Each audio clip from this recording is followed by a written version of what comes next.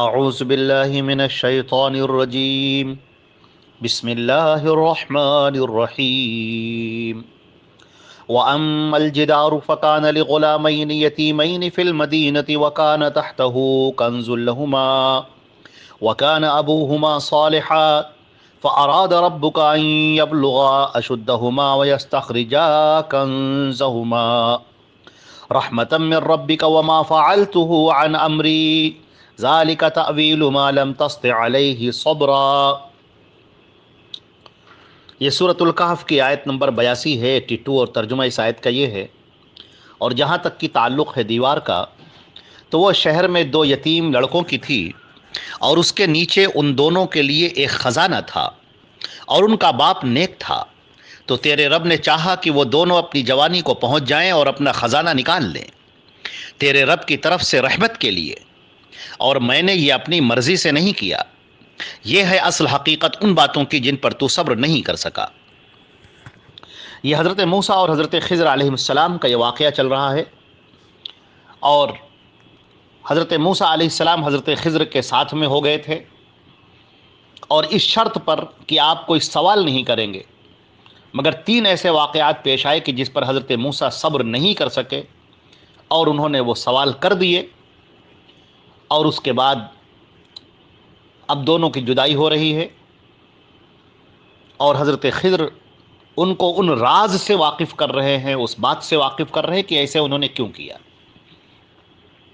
چنانچہ کشتی کا تختہ جو انہوں نے توڑ دیا تھا، اس کی وضاحت کرتے ہوئے انہوں نے بیان کیا کہ آگے چل کر ایک بادشاہ تھا جو ظالم تھا اور اس کشتی کو چھین لیتا، لہٰذا میں نے اسے عیب دار بنا دیا تاکہ وہ اس کشتی کو نہ چھینے، اور یہ مسکین اور فقراء یہ بیچارے اس کشتی سے محروم نہ ہو جائیں۔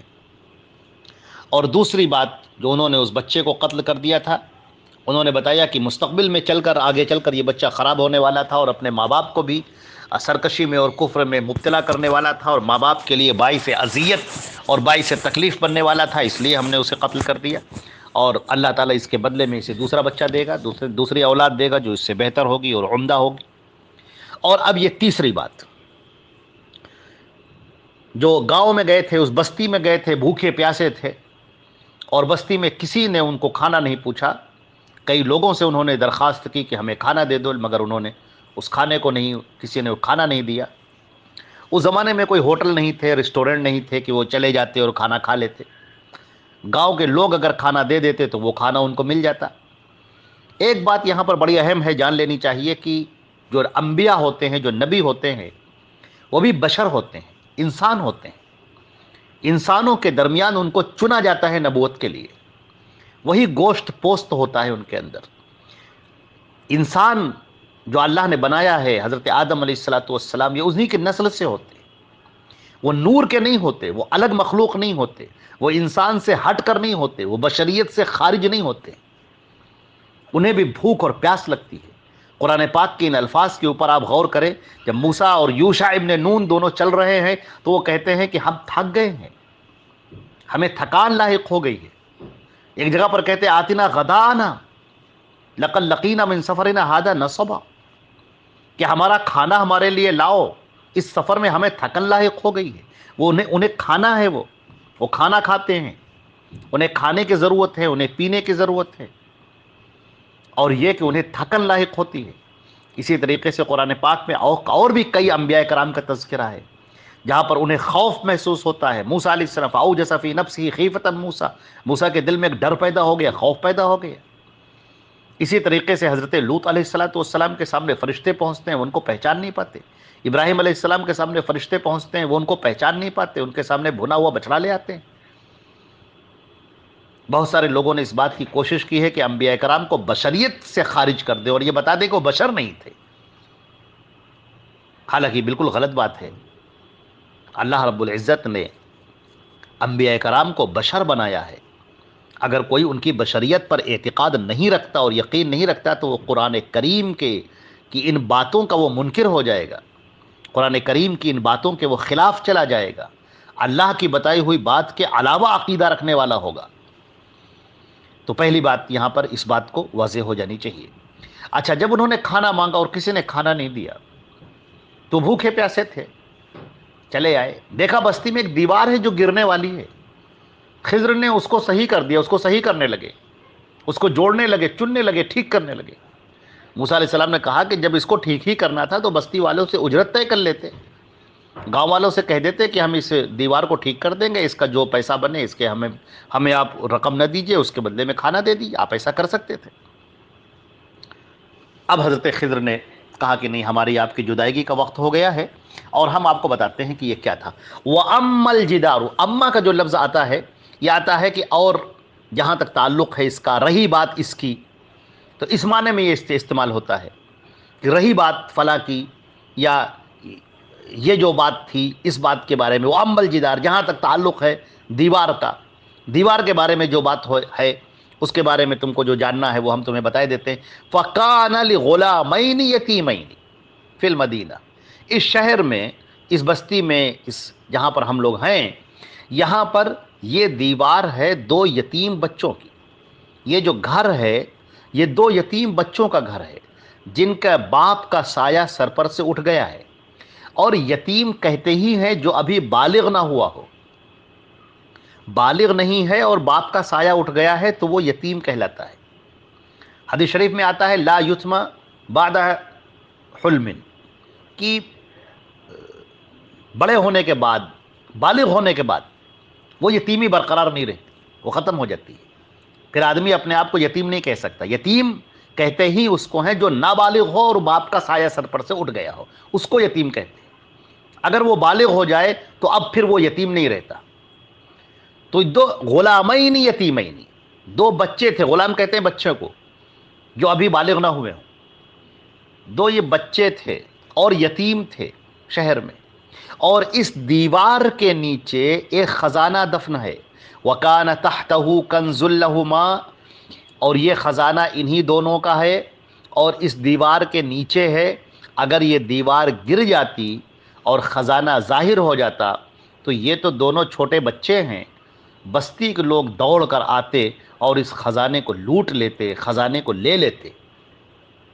اب یہاں پر جو ایک جملہ ہے وہ سننے کے لائق ہے، یہ جو درمیان کی عبارت ہے بہت ہی غایت درجہ اس کو سننے کے لائق ہے۔ یہ اللہ تعالیٰ نے ارشاد فرمایا یہاں سے کہ اور وہ دیوار کا جہاں تک تعلق ہے تو وہ دو یتیم بچوں کی تھی شہر میں، اور اس دیوار کے نیچے ان دونوں کا خزانہ تھا۔ وَكَانَ أَبُوهُمَا صَالِحًا، اور ان کے جو والد تھے وہ نیک تھے۔ فَأَرَادَ رَبُّكَ، تو تمہارے رب نے چاہا کہ یہ اپنی جوانی کو پہنچ جائیں اور اپنے خزانے کو نکال لیں۔ رحمتم من ربک، یہ تمہارے رب کی طرف سے رحمت ہے، عنایت ہے، نوازش ہے۔ وما فعلته عن امری، یہ میں نے اپنی طرف سے نہیں کیا ہے۔ اب آپ یہاں پر دیکھ رہے ہیں کہ وکان ابوہما صالحا، ان کے والد نیک تھے۔ قرآن پاک بڑی وضاحت سے کہتا ہے ان کے والد نیک تھے۔ اللہ تعالیٰ یہ بتانا چاہتا ہے کہ اگر تم نیک ہوگے تو اس کا اثر تمہاری اولادوں تک جائے گا۔ تمہارے نیک ہونے کی وجہ سے ہم تمہاری بھی حفاظت کریں گے، تمہارے بچوں کی حفاظت کریں گے۔ لہٰذا وہ شخص جو تقوی پر ہے، جو دین پر ہے، جو اللہ سے وابستہ ہے، جو اس کے رسول سے وابستہ ہے، اس کو اپنے بچوں کی فکر نہیں کرنی چاہیے۔ ان کا اللہ مالک ہے، اللہ ان کا ولی ہے۔ تم اگر نیک ہو تو اللہ تمہاری محنتوں کو ضائع نہیں کرے گا، تمہارے تقوی کو ضائع نہیں کرے گا۔ تمہارا یہ اللہ کے لیے ذکر کرنا، تمہارا اللہ کے لیے قربت اختیار کرنا، اللہ کے لیے روزے رکھنا، اللہ کا ذکر کرنا، اللہ پر یقین رکھنا، اس پر توکل رکھنا، اس کے احکامات پر عمل کرنا، یہ رائے گا نہیں جائے گا۔ آخرت میں تو جو اس کا بدلہ اللہ دے گا وہ تو دے گا ہی، وہ تو دے گا، لیکن دنیا میں اس کا یہ فائدہ ہوگا کہ تمہاری اولادوں کی حفاظت کی جائے گی، تمہاری نسل کی حفاظت کی جائے گی، تمہاری اولادوں پر اللہ کا انعام ہوگا۔ رحمتم من ربک، تمہارے رب کی طرف سے یہ عنایت ہے، یہ نوازش ہے، یہ کرم ہے اس کا، یہ تمہارے رب کی طرف سے یہ انعام ہے۔ تمہارے بچوں کو یہ انعام دیا جا رہا ہے تمہاری وجہ سے، چونکہ تم نیک تھے لہٰذا ان بچوں کو وہ انعام دیا گیا۔ لہٰذا اللہ کی راہ میں جو تقوی اختیار کرتا ہے، اللہ کے لیے جو نیک ہوتا ہے، جو اللہ کا ذکر کرتا ہے، نماز پڑھتا ہے، روزے رکھتا ہے، اپنی زبان اللہ کے ذکر سے تر رکھتا ہے، تقوی اختیار کرتا ہے، نیکیوں کی راہ اختیار کرتا ہے، وہ اللہ کی قربت میں آ جاتا ہے، اللہ کی معیت اس کو نصیب ہو جاتی ہے، اور اللہ کا انعام یہ ہوتا ہے کہ اس کے بچوں کی بھی اس کے بچوں کا بھی مستقبل اللہ محفوظ کر دیتا ہے، اس کے بچوں کی بھی حفاظت ہوتی ہے۔ اللہ رب العزت اس ماں باپ کی آنکھوں کو ٹھنڈا کر دیتا ہے کہ تمہاری اولاد پر ہمارا کرم ہوگا، تمہاری اولاد پر ہماری عنایت ہوگی، ہم ان پر انعام کریں گے، کیونکہ تم نیک تھے تو تمہارے بچوں کو ہم ضائع نہیں کریں گے، ان کو ہم برباد نہیں کریں گے، کیونکہ تم نیک تھے۔ لہذا ہر مومن کو چاہیے کہ وہ نیکی کی راہ اختیار کرے، تقوی کی راہ اختیار کرے، اللہ سے قرب حاصل کرے، اللہ رب العزت سے قریب ہونے کی کوشش کرے، اللہ کے ذکر میں اپنی زبان کو تر رکھے، اللہ کے اتارے ہوئے احکام حضرت محمد مصطفیٰ صلی اللہ علیہ وسلم کے اوپر جو احکام اتارے گئے اور ہمارے نبی نے اس کو ہم تک پہنچایا، ہم اس پر عمل پیرا ہو جائے اور اس کو اپنی زندگی میں اتار لیں۔ اللہ نے فرمایا وما فعلته عن امری، خضر یہاں پر کیا کہتے ہیں؟ خضر کہتے ہیں کہ میں نے یہ سب اپنی مرضی سے نہیں کیا ہے، یہ اللہ نے مجھے کہا ہے کرنے کے لیے۔ اسی سے بات پتہ چلتی ہے کہ حضرت خضر علیہ السلام اللہ کے پیغمبر ہیں، اللہ کے نبی ہیں، ان کے اوپر اللہ کی وحی اترتی ہے۔ اب یہ الگ بات ہے کہ نبی کی یہاں پر دو قسمیں ہیں، ایک نبی تشریعی اور ایک نبی تکوینی۔ یہ ایک تشریعی نبی یعنی جو شریعت کو لے کر آئے ہیں، اللہ کے احکام کو لے کر آئے ہیں کہ بندوں کو یہ کرنا ہے، یہ کرنا ہے، ایسا کرنا ہے، ایسا کرنا ہے، اس کو شرعی نبی، تشریعی نبی کہتے ہیں۔ اور یہ نبی تکوینی نبی ہیں۔ تکوینی نبی کا مطلب اللہ نے ان کے سپرد کچھ ایسے کام کیے ہیں کہ تمہیں یہ کام انجام دینا ہے، ہم تمہیں حکم دیتے ہیں اور تم یہ کام کرو۔ یہیں سے بعض لوگوں کو یہ غلط فہمی ہوئی ہے کہ انہوں نے ان کو جو ہے فرشتہ مانا ہے، حالانکہ یہ بات غلط ہے۔ اگر وہ فرشتے ہوتے تو کھانے کا مطالبہ نہ کرتے اور ان کو وہ کھانے کی ضرورت نہ ہوتی، کیونکہ فرشتے کھانا نہیں کھاتے۔ اور جب حضرت موسیٰ کے ساتھ میں تھے تو اب تو ان کو کوئی بتانے کی اس کی جو ہے ضرورت بھی نہیں تھی، اگر وہ فرشتہ ہوتے تو بتا دیتے کہ میں تو اللہ کا فرشتہ ہوں۔ تو یہ یہاں پر وما فعلتہ عن امری، میں نے اپنی مرضی سے نہیں کیا ہے بلکہ اللہ کا یہ حکم تھا تو میں نے کیا ہے۔ تو اللہ رب العزت اپنے بندوں کے لیے بہت سارے ایسی چیزیں کرتا ہے کہ بندوں کو سمجھ میں نہیں آتی، کیونکہ بندوں کے سامنے صرف ان کا ظاہر ہوتا ہے، وہ سامنے کی چیز دیکھتے ہیں۔ ان کا سامان کھو گیا ان کو تکلیف ہو رہی ہے، ان کا بیٹا مر گیا ان کو تکلیف ہو رہی ہے، ان کے اوپر مصیبت آ گئی ان کو تکلیف ہو رہی ہے، ان کے اوپر بیماری آ گئی ان کو تکلیف ہو رہی ہے، ان کا کوئی سامان ضائع ہو گیا اس پر ان کو تکلیف ہو رہی ہے۔ لیکن اللہ تعالیٰ فرماتے ہیں کہ وَلَنَبْلُوَنَّكُمْ بِشَيْءٍ مِّنَ الْخَوْفِ وَالْجُوعِ وَنَقْصٍ مِّنَ الْأَمْوَالِ وَالْأَنفُسِ وَالثَّمَرَاتِ وَبَشِّرِ الصَّابِرِينَ، کہ ہم تمہیں آزمائیں گے، کبھی بھوک سے آزمائیں گے، کبھی تمہارے مال میں کمی کر کے آزمائیں گے، کبھی تمہارے اوپر پریشانیاں ڈال کر آزمائیں گے، اور صبر کرنے والوں کو بشارت سنا دو۔ جو صبر کرنے والے ہیں ان کے لیے اللہ کی معیت ہے، اللہ کی بشارت ہے۔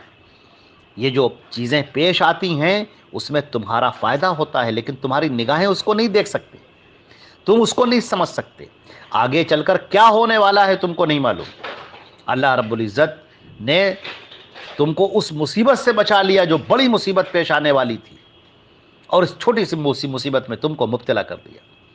تم کو چاہیے کہ اس پر صبر کرو، اپنی زبان سے کوئی ایسا کلمہ نہ نکالو جو اللہ کو ناگوار ہو، اللہ کی شان میں گستاخی ہونے والے کوئی کلمہ اپنی زبان سے مت نکالو۔ اللہ پر بھروسہ رکھو اور یقین رکھو، وہ جو بھی کر رہا ہے بہتر کر رہا ہے۔ لہٰذا اللہ سے جو تمہاری محبت ہے وہ محبت ٹوٹ نہ جائے۔